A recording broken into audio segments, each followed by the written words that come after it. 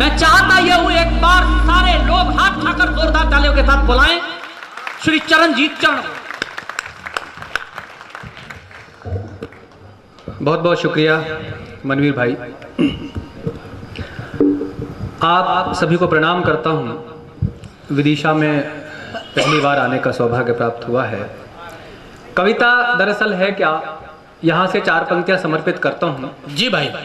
और हम पिछले 1.5 वर्षों से लगभग चुनावों में लगे हुए हैं और कवि सम्मेलन में राजनीति की बात ना हो ये बात भी अच्छी नहीं लगती, वरना हमारे सांसद महोदय बुरा मानेंगे कि मैं गया था किसी नहीं ऐसा नहीं। मेरी बात नहीं की। मैं 4 पंक्ति समर्पित करता हूँ। पंक्ति पहुंचे तो मुझे बताइएगा कि फकत दिल ही नहीं हमको मिलाकर हाथ चलना है। वाह। फकत दिल ही नहीं हमको मिलाकर हाथ चलना है। हमें लेकर तुम्हारे प्यार की सौगात चलना है। कहाँ तक ले चलोगे इस सफर को तय करो खुद ही, जहां तक भी चलोगे अब तुम्हारे साथ चलना है। क्या बात है, बहुत अच्छे। भाई अतुल ज्वाला जी ने पिता पे अपनी कविता समाप्त की। मैं कुछ संस्कारों की बात 2-3 शब्दों के माध्यम से यहाँ करूंगा और उसके बाद अगले रंग में आऊंगा। पूरे सदन का स्नेह स्वागत है। क्या बात है। अगर ये पंक्ति आप तक पहुंची तो मैं देखता हूं कि कितना जज्बा इस देश के समाज के लिए आप में है। पूरी युवा पीढ़ी यहाँ पर खड़ी हुई है। क्या बात है कि हौले हौले ख्वाहिशों की उम्र बढ़ने लगी तो दिल में जवान कितने ही ख्वाब हो गए। क्या बात है, क्या बात है, वाह। हौले हौले ख्वाहिशों की उम्र बढ़ने लगी तो दिल में जवान कितने ही ख्वाब हो गए। और वक्त की शिकायतों पे रब की इनायतें थी, हमने जो देखे सपने गुलाब हो गए। क्या बात है? हमने जो देखे सपने गुलाब हो गए। कि दुनिया ने रख दिए पग पग पे सवाल, कि दुनिया ने रख दिए पग पग पे सवाल, फिर भी इरादे सभी लाजवाब हो गए। और अगली पंक्ति अगर संभाल सके तो संभालिएगा कि फिर भी इरादे सभी लाजवाब हो गए। और जिंदगी में और तो वसीला कुछ भी नहीं था, माने दी दुआएं हम कामयाब हो गए। माने दी दुआएं हम कामयाब हो गए। जिंदाबाद, वाह। और एक छंद निवेदित करता हूं। आदरणीय सांसद महोदय यहाँ पर बैठे हुए हैं। जी जी। हालांकि मैं फरीदाबाद में रहता हूँ। हमारे यहाँ कहा जाता है कि सब कोई बुजुर्ग नहीं होता, सब भूतपूर्व नौजवान होते हैं। हाँ हाँ। मैं समर्पित करता हूँ एक बुजुर्ग की तरह से। पंक्ति आप तक पहुंच जाए तो फिर आपका स्नेह मांगता हूँ। 2 छंद और इस परंपरा के रखता हूँ आपके बीच में। क्या बात। खूबसूरती किसी इमारत के गमलों की जैसे और भी निखरती है काट छांट से। क्या बात है, वाह। खूबसूरती किसी इमारत के गमलों की जैसे और भी निखरती है काट छांट से। हमसे ये बार बार बोलते हैं संस्कार, प्यार फैलता है अपनों में बरोबाट से। प्यार फैलता है अपनों में बरोबाट से।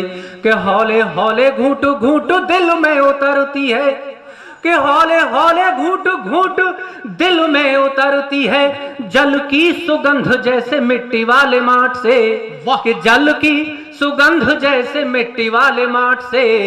और हमने सही है इसलिए हम जानते हैं जिंदगी संवरती बुजुर्गों की डांट से। जिंदगी संवरती बुजुर्गों की डांट से। एक छंद जिसने इस देश में कवि के रूप में मुझे पहचान दी। जितनी भी युवा पीढ़ी ये पूरा कार्यक्रम युवाओं ने आयोजित किया है, एक छंद और निवेदित करता हूं, उसके बाद मैं दूसरे रंग में आऊंगा। निवेदित करता हूं, सुनिएगा। स्वागत स्वागत। कि देश के दुलारे जिस रास्ते से गुजरे हों ऐसी पगडंडी ऐसा ठाव छू के चलिए। क्या बात है। देश के दुलारे जिस रास्ते से गुजरे हो ऐसी पगडंडी ऐसा ठाव छू के चलिए। और फल फूलते हो जहाँ प्रेम और संस्कार, सपनों का ऐसा कोई गांव छू के चलिए। क्या बात कि जिंदगी जिन्होंने लिख दी है पथिकों के नाम, कि जिंदगी जिन्होंने लिख दी है पथिकों के नाम, राह के दरख्तों की छांव छू के चलिए। और अगली पंक्ति पर एक भी हाथ खामोश ना रहे। कि राह के दरख्तों की छांव छू के चलिए। और पुण्य चारों धाम का बनेगा हर एक काम, घर से चलो तो माँ के पाँव छू के चलिए। घर से चलो तो माँ के पाँव छू के चलिए। और यहाँ से बात चली थी अभी दिग्विजय का बहुत जिक्र आया। अब चूंकि मध्य प्रदेश में कविता पढ़ रहे हैं आदरणीय सांसद महोदय से एक बात मैं कहना चाहूंगा जी। 2014 में जब इलेक्शन हो रहे थे तो एक नारा जिसने भारतीय जनता पार्टी को सत्ता में बैठाया और मोदी जी को प्रधानमंत्री बनाया, वो एक नारा आपने सुना होगा कि अच्छे दिन आने वाले हैं, अच्छे दिन आने वाले हैं। सबने ब्रह्म बोर्ड दे दिया कि अच्छे दिन आने वाले हैं। एक पत्रकार ने मोदी जी से पूछा, बारीक पंच दे रहा हूं, कह जी अच्छे दिन तो ठीक, ये बताओ रातों का क्या होगा। बहुत अच्छे, बहुत अच्छे। मोदी जी बोले, भाई मैं तो 24 घंटे काम करने वाला आदमी हूं, कब रात शुरू होती है कब दिन खत्म होता है मुझे पता नहीं, मैं सिर्फ दिन की बात करता हूं। लेकिन साहब एक मध्य प्रदेश के नेता थे जिन्होंने बताया कि रात को क्या करना है। अब यहां से पंक्ति पहुंचे तो फिर दूसरे रंग में आने की कोशिश कीजिए। मैं पंक्ति करता हूं, बधाई हो। कि राजनीति में नहीं है अपना पराया कोई, आते जाते सभी को दुआ सलाम कीजिए। राजनीति में नहीं है अपना पराया कोई, आते जाते सभी को दुआ सलाम कीजिए। और हर रोज सुबह शाम न्यूज में रहेगा नाम, यूं करो विरोधियों को बदनाम कीजिए, यूं करो विरोधियों को बदनाम कीजिए। कि दिग्विजय जी ने देशवासियों को समझाया, मेरे जैसा कोई एक नेक काम कीजिए। और अंतिम पंक्ति आप तक पहुंचे तो मुझे बताइएगा कि दिग्विजय जी ने देशवासियों को समझाया, मेरे जैसा कोई एक नेक काम कीजिए। कि दिन की तमाम जिम्मेदारियां हैं मोदी जी पे, रात का सभी स्वयं इंतजाम कीजिए, रात का सभी स्वयं इंतजाम कीजिए। और उन्होंने किया, बाद में मुकर भी गए, मैंने नहीं किया। पत्रकारों ने हंगाया कि नहीं आप ही ने किया है, बोले कि हाँ मैंने। अब साहब और थोड़ा सा आगे बढ़ता हूं। 2013 से लेकर 2015 तक के इलेक्शन खत्म हो गए। एक हमारे युवराज हैं, आजकल अज्ञातवास पे हैं। आमतौर पर होता क्या है, मेरा अभी एक 6 साल का बच्चा है, जब बच्चा फेल हो जाता है तो हम बच्चों को अपनी तरीके से डांटते, नालायक मैं तुझे क्या बनाना चाहता तो क्या बना। अब यही बात अगर राष्ट्र के संदर्भ में हो तो एक माँ अपने बच्चे को किस तरह से डांटेगी। पंक्ति आपको निवेदित करता हूँ, सुनिए। बहुत अच्छे। कि जब से चढ़ाया तेरे नाम का पतीला मैंने, गलती नहीं है कोई दाल तेरा क्या करूं। वाह। जब से चढ़ाया तेरे नाम का पतीला मैंने, गलती नहीं है कोई दाल तेरा क्या करूं। और दाएं बाएं आगे पीछे सीधी सोच के चली, जो उल्टी पड़ी है वही चाल तेरा क्या करूं। कि क्या बनाने चली थी मैं, तू ना जाने क्या बनेगा, पूछते हैं सब ये सवाल तेरा क्या करूं। और एक मुहावरा आपने सुना होगा, लाल पीला होना, इससे बढ़िया इसका प्रयोग आपने नहीं सुना होगा। पंक्ति निवेदित करता हूं कि पूछते हैं सब ये सवाल तेरा क्या करूं। और पीली होके सोनिया यूं बोली बेटा राहुल से, अब ये बता दे मेरे लाल तेरा क्या करूं, अब ये बता दे मेरे लाल तेरा क्या करूं। पिछले दिनों साहब इलेक्शन में, जैसा कि आमतौर पर होता है, आदरणीय हमारे सांसद महोदय मंदिर गए होंगे, प्रार्थना की होगी भगवान की। तो हमारे यहाँ 3 देवियां हैं, उन तीनों देवियों के नाम आप जानते हो। तीनों मंदिर गई, भगवान की प्रार्थना की, भगवान प्रकट हो गए। भगवान प्रकट हुए तो बोले देवियों वर मांगो। और बोली भगवान वर, और हम वर मांगना होता तो 35 साल पहले मांगते, अब वर मांगने का क्या। भगवान बोले मेरा मतलब है वरदान मांगो। तो अल्फाबेट के हिसाब से पहला नंबर जयललिता का आया। बोली जी मैं ये चाहती हूँ मेरे राज्य में सबसे ज्यादा सीटें मेरी हों। दूसरा नंबर ममता जी का है, बोली जी मैं भी ये चाहती हूँ कि मेरा राज्य में सबसे ज्यादा सीटें मेरी हों। भगवान बोले तथास्तु। अब तीसरा नंबर आया उत्तर प्रदेश की बहन जी का, जहाँ से मनवीर भाई आते हैं। बोले जी मैं ये चाहती हूँ ऐसा कुछ कर दो, ना मैं किसी से समर्थन लूँ ना किसी को समर्थन दूं। भगवान बोले बहन जी एक बार फिर सोच लो। अब बहन जी को लगा कि भगवान तुझे कंफ्यूज करना चाहते हैं। बोले जी अब तो मैं यही लूंगी। अब 16 तारीख को रिजल्ट आए, जिस छंद में पूरे देश में सब सर्वाधिक स्नेह मिला, वो पंक्ति आपको निवेदित करता हूँ। क्या बात है, क्या बात है, वाह। कि चूल्हे में किसी के लकड़ी लगाई चंदन की, और किसी के में बस गीला कंडा दिया है। कंडा उपले को कहते हैं, आप जानते होंगे। कि चूल्हे में किसी के लकड़ी लगाई चंदन की, और किसी के में बस गीला कंडा दिया है। और किसी को गर्म किया किसी को नरम, किसी को सदा के लिए कर ठंडा दिया है। कि सेकने में लगे हैं लगा के सब झंडू बाम, मोदी ने विरोधियों को ऐसा डंडा दिया है। और अगली पंक्ति आप तक पहुंचे तो बताइएगा कि मोदी ने विरोधियों को ऐसा डंडा दिया है कि और नहीं बस सारे देश में ये चर्चा है, उत्तर प्रदेश में हाथी ने अंडा दिया है। उत्तर प्रदेश में हाथी ने अंडा दिया है। बहुत अच्छे। अब साहब पिछले दिनों पाकिस्तान की तरफ से एक बयान आया, यहाँ से मैं फिर थोड़े से दूसरे रंग में आता हूँ। हर रंग की थोड़ी थोड़ी वानगी आपके बीच में प्रस्तुत करूंगा और उस गीत तक पहुंचाऊंगा आपको। पिछले दिनों पाकिस्तान से एक बयान आया कि हम पूरा कश्मीर लेके रहेंगे। भाई साहब मुझे 3 दिन तक नींद नहीं आई यार, पूरा तो हमारे पास भी नहीं है, इसको कहां से देंगे। लेकिन मैंने यहीं से कुछ पंक्ति निकालने की कोशिश की। अगर पंक्ति आप तक पहुंचे और इस बदले हुए परिदृश्य में हमारी जो राजनीति बदली है, उस बदले हुए परिदृश्य में आपको लगे कि यही पंक्ति सबसे उपयुक्त हो सकती थी, तो पूरा सदन मुझे आशीर्वाद दीजिएगा कि अच्छा, नाम मैंने उसका भी प्रयोग नहीं किया, प्रतीकों के माध्यम से बात करता हूं, सुनिएगा। वाह। कि पूरा कश्मीर भारत से छीन लेंगे हम, पाक की फजा में घोल के सवाल चुप है। वाह।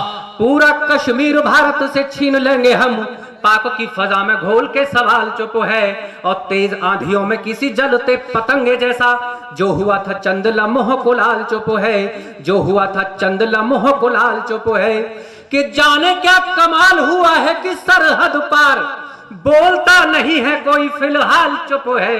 और पंक्ति निवेदित करता हूं कि बोलता नहीं है कोई फिलहाल चुप है, कि बोलता नहीं है कोई फिलहाल चुप है। और बोलियों का जब से दिया जवाब गोलियों से, जाने किस बिल में छुपा बिलाल चुप है, जाने किस बिल में छुपा बिलाल चुप है। और देश में ये परिस्थितियां आई क्यों, राजनीतिक परिदृश्य जब देश में बदला, ये छंद मैं आदरणीय सांसद महोदय को समर्पित करना चाहता हूं। जी जी जी। पहले आमतौर पर होता क्या था कि हमारे लोग मर जाते थे, हमारी तरफ के, हम ये कहते रह जाते थे कि साहब जिस दिन एक के बदले हम 4 मारेंगे उस दिन सीमा पर शांति होगी। वो दिन आया, उनकी तरफ से गोलीबारी हुई, हमारी तरफ के 8 लोग मरे, हमारी तरफ से गोलीबारी, उनकी तरफ के 35 लोग मरे, तब से कुछ शांति हुई। मैं निवेदित करता हूं, सुनेगा। स्वागत है। कि भारत में लोकतंत्र की है दास्तां अजीब, कोई पास और कोई फेल मिल गया है। वाह। कि भारत में लोकतंत्र की है दास्तां अजीब, कोई पास और कोई फेल मिल गया है। कि रंग से मिला है रंग और उमंग से उमंग, भावनाओं से भी कभी मेल मिल गया है।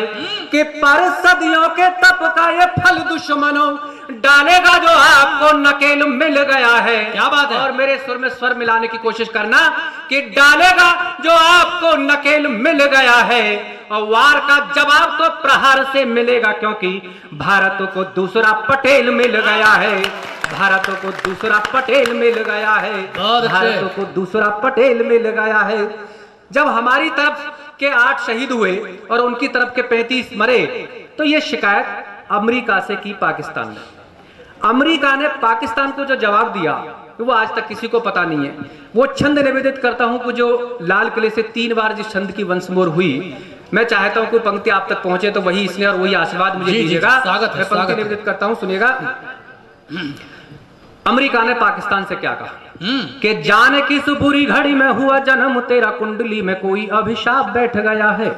वाह। कि जाने किस बुरी घड़ी में हुआ जन्म तेरा, कुंडली में कोई अभिशाप बैठ गया है। और बार बार कुट पिट के भी मानता नहीं है, तेरी तकदीर में विलाप बैठ गया है। कि बेहतर है कि ठीक से इलाज करवा तू, रग रग में जो तेरी पाप बैठ गया है। और ओज की इससे बढ़िया पंक्ति मैं ना लिख पाया हूं और मुझे लगता है कि शायद जीवन में ना लिख पाऊं। मैं पंक्ति निवेदित करता हूं कि जाने किस बुरी घड़ी में हुआ जन्म तेरा, कुंडली में कोई अभिशाप, कि बेहतर है कि ठीक से इलाज करवा तू, रग रग में जो तेरी पाप बैठ गया है। और पाक से कहा ये अमेरिका ने सुधर जा तू, दिल्ली की गद्दी पर तेरा बाप बैठ गया है, दिल्ली की गद्दी पर तेरा बाप बैठ गया है, दिल्ली की गद्दी पे। पिछले दिनों साहब कहाँ चले, बहुत अच्छा, काम पूरा हो गया क्या? नहीं, अभी और भी कुछ है, बैठो आप। अभी तो मुझे बहुत सारे बाप बनाने, बैठो। अच्छा। पिछले दिनों पाकिस्तान में एक विद्यालय पे हमला हुआ, थोड़ी सी चिंतन की पंक्ति यहाँ मनवीर भाई देना चाहता हूँ। स्वागत स्वागत। एक विद्यालय, भैया ये कवियों के सामने खाते पीते लोग अच्छे नहीं लगते। कवियों के पीछे दे दो, आगे नहीं। हाँ, पाकिस्तान में एक विद्यालय पे हमला हुआ, वहां पे 150 लोग करीब मरे, जिनमें 132 विद्यार्थी थे। तो पाकिस्तान से ज्यादा आंसू हमारे देश के मीडिया ने बहाए लेकिन मित्रों एक बात बड़ी जिम्मेदारी से कहना चाहता हूं कि मुझे इस घटना पर बिल्कुल भी अफसोस नहीं हुआ। और अफसोस क्यों नहीं हुआ? भारतीय चिंतन की, भारतीय परंपरा की, भारतीय संस्कृति पंक्ति आपके बीच रखना चाहता हूं। स्वागत है, और कवियों से निवेदन करना चाहता हूं कि ये पंक्ति, ये छंद पहली बार आपके बीच में पढ़ूंगा। पूरे सदन का स्नेह चाहता हूं।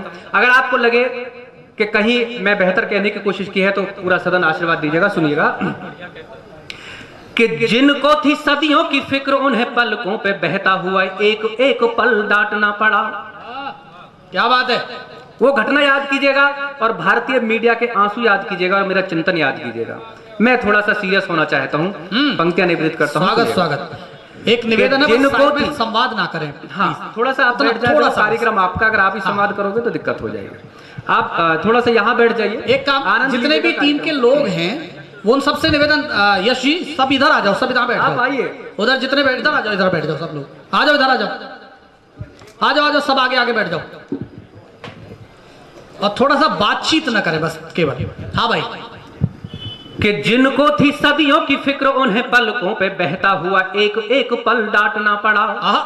और घनश्याम को कराना पड़ा भाइयों में युद्ध और श्री राम को समुद्र पाटना पड़ा। क्या बात है? और श्री राम को समुद्र पाटना पड़ा कि बीते हुए लम्हों का सच ये भी कभी कभी थूका गया खुद को ही चाटना पड़ा। क्या बात है। और एक पंक्ति निवेदित करता हूं कि बीते हुए लम्हों का सच ये भी कभी कभी थूका गया खुद को ही चाटना पड़ा।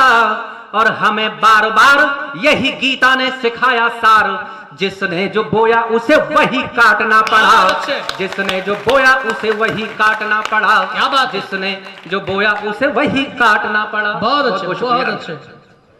और यहां से जैसा कि मनवीर भाई ने मेरे बारे में बताया, मैं सिख परंपरा से जुड़ा हुआ हूं। एक आदरणीय मेरे समक्ष बैठे हुए हैं। आप तो मैं पंक्ति निवेदित करता हूं। मित्रों, अगर आप कभी दिल्ली गए हो तो वहां पर एक गुरुद्वारा है, शीशगंज गुरुद्वारा। उस गुरुद्वारे के दर्शन आपने नहीं किए हैं तो मुझे लगता है कि कहीं ना कहीं एक हिंदू परंपरा को आपने आघातित किया है।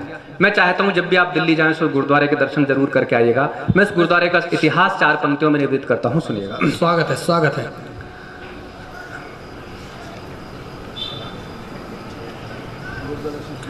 कि हिंदुओं का सूर्य मंद पड़ने लगा तो सदियों की शाम को बिहान करना पड़ा। वाह। कि हिंदुओं का सूर्य मंद पड़ने लगा तो सदियों की शाम को बिहान करना पड़ा। कि और निज धर्म को अधर्म से बचाने हेतु तरुणाइयों को कुर्बान करना पड़ा। कि खुद को खुदा समझ लेना कोई इसलिए, कि खुद को खुदा समझ लेना कोई इसलिए मुगलों का चूर अभिमान करना पड़ा। क्या बात है। अगली पंक्ति निवेदित करता हूं कि मुगलों का चूर अभिमान करना पड़ा। कि मुगलों का चूर अभिमान करना पड़ा। और धर्म से बड़ी नहीं है जान ये बताने हेतु गुरुजी को शीश बलिदान करना पड़ा। गुरुजी को शीश बलिदान करना पड़ा। क्या बात है। गुरु गोविंद सिंह ने 5 चिन्ह अपने शिष्यों को, अपने अनुयायियों को निर्धारित किए कि आप जब भी घर से बाहर निकले तो इन 5 चीजों को धारण करके निकले। उनके एक शिष्य ने पूछा, एक अनुयायी ने पूछा कि गुरुदेव बाकी तो सब ठीक, पगड़ी क्यों? तो गुरु गोविंद सिंह ने जो जवाब दिया, जो मेरे समक्ष आदरणीय बैठे हुए मेरे परिवार के कई सदस्य मैं निवेदित करता हूं। 2 शब्द पकड़िएगा, दास्ता और दस्तार। दास्ता का मतलब होता है गुलामी और दस्तार का मतलब होता है पगड़ी, जो सम्मान का प्रतीक होती है। मैं पंक्ति निवेदित करता हूं, सुनिएगा। स्वागत है भाई। कि रणभूमि में खड़ा हुआ जवान जानता है किसी को जवानी बार बार नहीं मिलती। वाह। कि रणभूमि में खड़ा हुआ जवान जानता है किसी को जवानी बार बार नहीं मिलती। और जिनमें वफा का मिलती, बहुत अच्छे, मिलती है पर हार नहीं मिलती।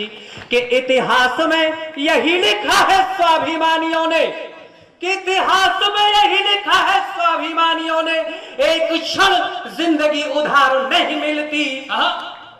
कि एक क्षण जिंदगी उधार नहीं मिलती। और जिनके लहू ने दास्ता कबूल कर ली हो उनके सरों पे दस्तार नहीं मिलती। उनके सरों पे दस्तार नहीं मिलती। बहुत अच्छे। क्या बात। और मुझे ये कहने की जरूरत नहीं है कि उनके सर पे क्या मिलता है। मैं और एक और छंद निवेदित करता हूं। स्वागत है, स्वागत है। मित्रों, इस देश में 7.5 लाख शहीदों ने अपने प्राणों की आहुति इस देश की आजादी के लिए दी और उन 7.5 लाख शहीदों में से मात्र 7-8 शहीदों के नाम हम जानते हैं। मैंने 2 छंद उन शहीदों के नाम लिखे जिनके नाम आप जानते हैं और जिनके नाम कहीं हमारी किताबों के बरक तक नसीब जिनके नामों को नहीं हुए। मैं छंद निवेदित करता हूं, सुनेगा।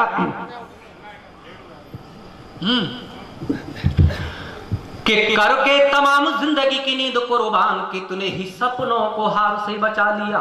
वाह। कि करके तमाम जिंदगी की नींद कुर्बान की तूने ही सपनों को हार से बचा लिया और दे दी गुलशन को लहू की हर एक बूंद और हर एक गुलखार से बचा लिया कि और हर एक गुलखार से बचा लिया कि जीवन के सारे वैभव को तज दिया पर कि जीवन के सारे वैभव को तज दिया पर नई नस्लों को अंधियार से बचा लिया।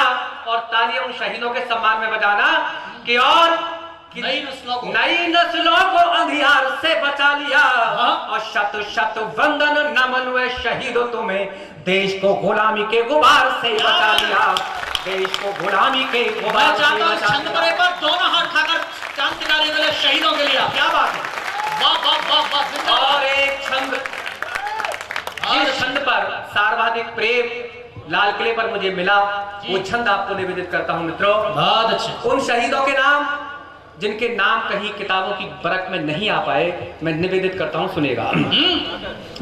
कि कौन थे, और इस उम्मीद के साथ कि अगले छंद पर इससे ज्यादा तालियां आपकी आएंगी। बिल्कुल बिल्कुल। कौन थे, कहां के थे किस गोद के सपूत, ऐसे कई प्रश्नों का जवाब भी नहीं मिला। हाँ हाँ हाँ, क्या बात है। कौन थे, कहां के थे किस गोद के सपूत, ऐसे कई प्रश्नों का जवाब भी नहीं मिला। कि ऐसे कई प्रश्नों का जवाब भी नहीं मिला। और कितने जिए थे और कब हो गए शहीद, कईयों की उम्र का हिसाब भी नहीं मिला। कि कईयों की उम्र का हिसाब भी नहीं मिला। कि कोई शिलालेख किसी गुम्बद पे नाम नहीं, कि कोई शिलालेख किसी गुम्बद पे नाम नहीं और कोई वर्क़े किताब भी नहीं मिला। कि और कोई वर्क़े किताब भी नहीं मिला। आओ एक बार उनको भी तो करें नमन जिन्हें आज तक कोई खिताब भी नहीं मिला। जिन्हें आज तक कोई खिताब भी। जिंदाबाद जिंदाबाद जिंदाबाद। क्या बात है भाई, वाह वाह वाह वाह, बहुत अच्छे। और मित्रों, वो गीत, ये है कविता, क्या बात है, वाह। जिस गीत के लिए यहाँ पर मुझे आमंत्रित किया गया, बहुत अच्छा, वो गीत समर्पित करता हूँ। जी भाई। पिछले करीब 1 वर्षों में जिस गीत को हर मंच पर लगभग आदेश, कहीं बड़े होते हैं तो आदेश दे देते हैं, कहीं छोटे होते हैं तो आग्रह कर देते हैं। वो गीत भाई मनवीर को बहुत प्रिय है। भाई मनवीर का भी एक भगत सिंह पर गीत है। शायद मैं उस गीत तक नहीं पहुंच पाया हूं, लेकिन कोशिश की है। स्वागत भाई। भूमिका इतनी सी है कि भगत सिंह को फांसी होने वाली है और फांसी से कुछ क्षण पहले भगत सिंह का साक्षात्कार मौत से होता है। मौत उनसे कुछ प्रश्न करती है, भगत सिंह उसका जवाब देते हैं। गीत पूरी तरह काल्पनिक है, लेकिन कहीं ना कहीं आपको लगेगा कि कहीं भगत सिंह आपके समक्ष, आपके बीच उन प्रश्नों का जवाब दे रहे हैं और आपको लगे तो फिर पूरा स्नेह, पूरा आशीर्वाद तालियों की शक्ल में मुझ तक आना चाहिए। स्वागत है, स्वागत है भाई। करता हूं, सुनिएगा। कि अब जब सारे बंधन कटने वाले थे, अब जब सारे बंधन कटने वाले थे, दाग गुलामी के सब हटने वाले थे। क्या बात है। होठों पर आजादी का पैमाना था और इसी क्षण मौत तुझे भी आना था और इसी क्षण मौत तुझे भी आना था। मौत भगत सिंह से पहला प्रश्न करती है, तुझे किसी ने रोका नहीं। आमतौर पर जैसा कि हम कहते हैं कि साहब भगत कहीं पैदा तो हो लेकिन पड़ोस में हो, तो ये चिंतन कहीं ना कहीं हो सकता है कि उस वक्त भी रहा हो। तो भगत सिंह से मौत पहला प्रश्न करती है कि क्या तुझे परिवार में किसी ने रोका नहीं, और भगत सिंह जवाब देते हैं, मैं निवेदित करता हूं, सुनिएगा। स्वागत है। कि सारे रिश्तों की कसमें दिलाई, ममता ने बंद कर दिए गए दर में रुका नहीं। क्या बात है। सारे रिश्तों की कसमें दिलाई ममता ने बंद कर दिए गए दर में रुका नहीं, और खोल दिए अशकों के द्वार कई अधरों ने, बापू ने दिखाई थी नजर में रुका नहीं। क्या बात है कि बेबस हुए जो फूल बेरियों ने थाम लिया मेरे जज्बों का हाथ पर मैं रुका नहीं, कि बेबस हुए जो फूल बेरियों ने थाम लिया मेरे जज्बों का हाथ पर मैं रुका नहीं, और मुझे हर क्षण मेरी मंजिल पुकारती थी, मेरा कहीं और था कि मेरा कहीं और था सफर में रुका नहीं, मेरा कहीं और था सफर में रुका नहीं। क्या बात है कि देखा था बोझिल नैनों से पनघट ने, पीपल ने क्रंदन कर पात गिराए थे। क्या बात है पैरों में यादों की बेलें लिपट गई, रुकने को तो एक से एक बहाना था, पर पहले मिट्टी का कर्ज चुकाना था, और इसी क्षण मौत तुझे भी आना था। जिंदाबाद जिंदाबाद। क्या बात है क्या बात। भगत सिंह से मौत दूसरा प्रश्न करती है, जैसा कि सबसे सटीक प्रश्न हो सकता था कि भगत तेरी उम्र 23 साल है और ये उम्र कहीं मोहब्बत करने की होती है। ये नौजवान जिन्होंने आयोजित किया है, मैं देख रहा था जो अध्यक्ष हैं इस सभा के वो 21 साल के हैं, तो कहीं उनकी उम्र मोहब्बत करने की होती है, लेकिन उन्होंने इतना बड़ा आयोजन भगत सिंह के सम्मान में यहाँ पर किया है। मैं उनको भी साधुवाद देना चाहता हूँ। क्या बात है। और आप सबसे निवेदन करता हूँ कि एक बार इन बच्चों के सम्मान में तालियां बजाएं। बहुत अच्छे। तो भगत सिंह से दूसरा प्रश्न जो किया जाता है कि तेरी उम्र कहीं मोहब्बत करने की थी, तेरी कोई हीर होनी चाहिए थी, तू किसी का रांझा होना चाहिए था। भगत सिंह एक क्षण के लिए चिंतन करते हैं कि देखूं आज जिधर लथपथ तस्वीर दिखाई देती है, भारत माँ के चेहरे पर एक पीर दिखाई देती है, ओढ़ रखे हैं आंखों ने मंजर हर ओर उदासी के, ऐसे आलम में भी कोई हीर दिखाई देती है। क्या बात है क्या बात है। वाह। ऐसे आलम में भी कोई हीर दिखाई देती है। और उसके बाद जवाब देते हैं भगत सिंह, जवाब निवेदित करता हूं, सुनेगा। क्या बात है। वाह। कि जो मेरी शरारतों पे करती शिकायतें थी, साथ छूटने लगा तो राह में खड़ी मिली। हाय हाय। क्या बात है। जो मेरी शरारतों पे करती शिकायतें थी, साथ छूटने लगा तो राह में खड़ी मिली, और किस किस को हृदय की वेदनाएं बतलाता, मोहलत मुझे बस घड़ी दो घड़ी मिली। मोहलत मुझे बस घड़ी दो घड़ी मिली, के मन की कराहटों को कैसे मिलता सुकून, वाह जिंदगी गुलामियों के ताज में जड़ी मिली।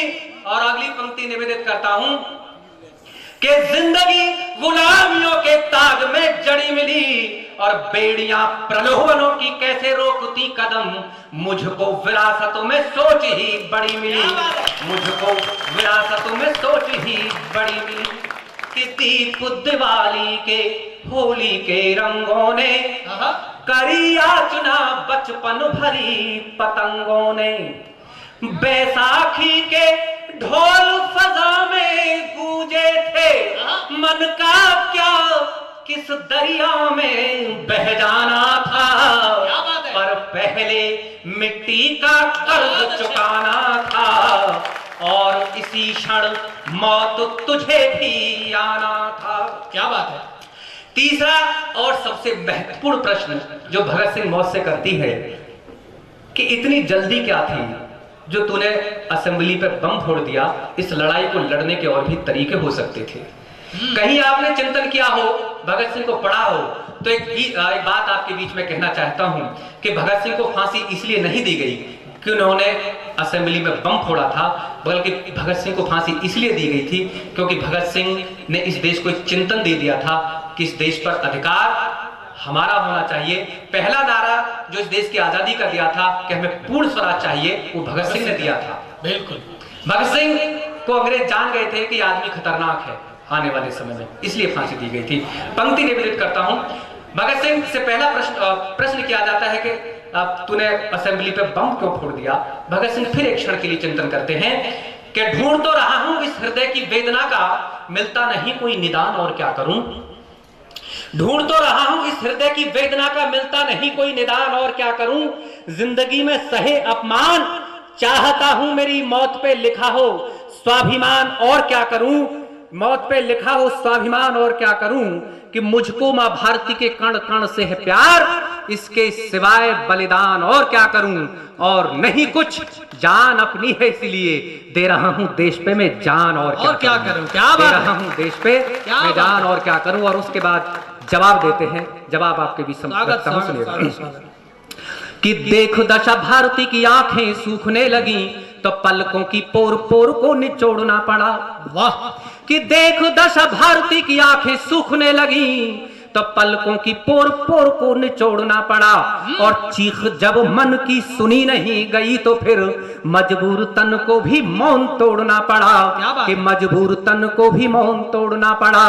कि वैभव विलास वासना भव के नशे में चूर हर एक सांस को झिझोड़ना पड़ा।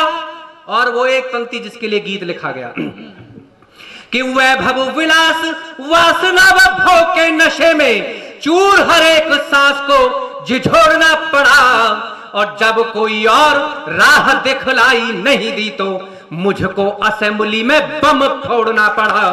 मुझको असेंबली में बम फोड़ना पड़ा। क्या बात है? कि पानी पहुंचाना था कितनी प्यासों को, खुशियां देनी थी मन के संतरासों को। वाह। मैं कांटों पर उपवन लिखने निकला था, हाय हाय। खुद के नाम अधूरा एक अफसाना था, पर पहले मिट्टी का कर्ज चुकाना था। और इसी क्षण मौत तुझे भी आना था। गीत का अंतिम बंद, मैं अंतिम प्रश्न। एक निवेदन आप सबसे जरूर करना चाहता हूं। इस दौर में युवा पीढ़ी पर बड़े आरोप लगाए जाते हैं कि हमने सहारे लिए आगे बढ़ने के लिए, चुटकुलों का सहारा लिया और तमाम चीजों का सहारा लिया। लेकिन आज इस मंच पर खड़े होकर मैं आपसे केवल एक प्रश्न का जवाब चाहता हूं। अगर मेरी बात से सहमत हो तो तालियां बजाकर, इतनी घनघोर तालियां बजाकर, अंतिम छंद, अंतिम जो मुझे सर्वाधिक प्रिय है, मैं केवल यह जानना चाहता हूं कि आपको लगता है कि युवा पीढ़ी गलत रास्ते पर है? कविता की जो जिम्मेदारी बड़ों ने हमें दी, अगर हमने सलीके से निभाया हो और वो कविताएं आप तक पहुंचाई हो जिसके बारे में आप सोच भी नहीं सकते, वो विषय लेकर आए हो कि भगत सिंह अगर आपके सामने खड़े हैं तो क्या संवाद आपसे कर रहे हैं, अगर ये विषय हम इस मंच पर लेकर आए, हमने पाकिस्तान के बारे में ज्यादा नहीं कहा, नेताओं के बारे में, जबकि वीर उसके पर्याय माने जाते हैं ये विषय, अगर वहां शुद्ध कविता लेकर अगर मैदान में चरणजीत चरण खड़े हुए हैं तो मैं चाहता हूं अंतिम छंद के लिए एक बार दोनों हाथ उठाकर जोरदार तालियों के साथ बताइएगा। क्या बात है, वाह। बहुत बहुत शुक्रिया। मौत भगत सिंह से अंतिम प्रश्न करती है, क्या तुझे अपनी मौत पर अफसोस नहीं होता? ये वो छंद था जिसके लिए मुझे सबसे अधिक चिंतन करना पड़ा। और भगत सिंह को अगर अपनी मौत पर अफसोस नहीं रहा होगा तो क्यों नहीं रहा होगा? क्योंकि भगत सिंह उस गुरु शिष्य परंपरा से जुड़े हुए थे जहां पर एक तरफ गुरु नानक देव का नाम था, जिनके पिता ने उन्हें कुछ पैसे दिए और कहा कि नानक जाओ एक सच्चा सौदा करके आओ। तो वो पैसे उन्होंने कुछ साधुओं की सेवा पर खर्च कर दिए। और जब पिता ने पूछा कि नानक ये तुमने क्या किया, तो उन्होंने जवाब दिया कि मुझे इससे बेहतर खरा सौदा और कोई लगा ही नहीं। क्या बात। दूसरा चरित्र कहीं उनके जीवन में गुरु गोविंद सिंह का था, जिनके 2 बेटे युद्ध में शहीद हो गए और 2 बेटे दीवारों में चुनवा दिए गए। चारों बेटे शहीद हो गए। माता जीतो ने अपनी यात्रा से लौटने के पश्चात जब गुरुदेव से पूछा कि गुरुदेव साहबजादे कहाँ हैं, तो उन्होंने अपनी संगत की ओर इशारा करके जो बात कही वो अपने अंतिम बंद की भूमिका में पढ़ना चाहता हूं कि इन पुत्रन के वास्ते वार दिए सुत 4 मुए तो क्या हुआ, जीवित कई हजार। क्या बात है, क्या बात है, वाह। वो खून कहीं भगत सिंह के जीवन में बह रहा था। मैं अंतिम बंद पढ़ता हूं, सुनिएगा। क्या बात कि हर एक बोझ नाज से उठाए फिरते हैं, दूर अधरों से कदमों की धूल नहीं की। वाह। हर एक बोझ नाज से उठाए फिरते हैं, दूर अधरों से कदमों की धूल नहीं की। और जब एक एक सांस दाव पे लगी हुई है, तब दिल में ये भाव कोई भूल नहीं की। तब दिल में ये भाव कोई भूल नहीं की कि ऊपर मिलेंगे तो कहेंगे बाबा नानक से, जिंदाबाद। खर्च हमने भी जिंदगी फिजूल नहीं की।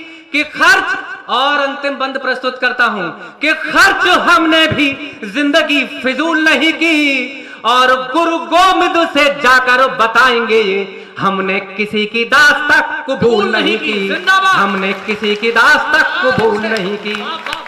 कि शत शत वंदन नमन तुझे ए भारत माँ, रंगना था बासंती तुझको इसीलिए, खेतों में मैंने बंदूकें बोई थी, जहनों में मुझको बारूद उगाना था, पर पहले मिट्टी का कर्ज चुकाना था, और इसी क्षण मौत तुझे भी आना था। बहुत बहुत शुक्रिया। एक बार जोरदार ताली के साथ अद्भुत कविता के लिए।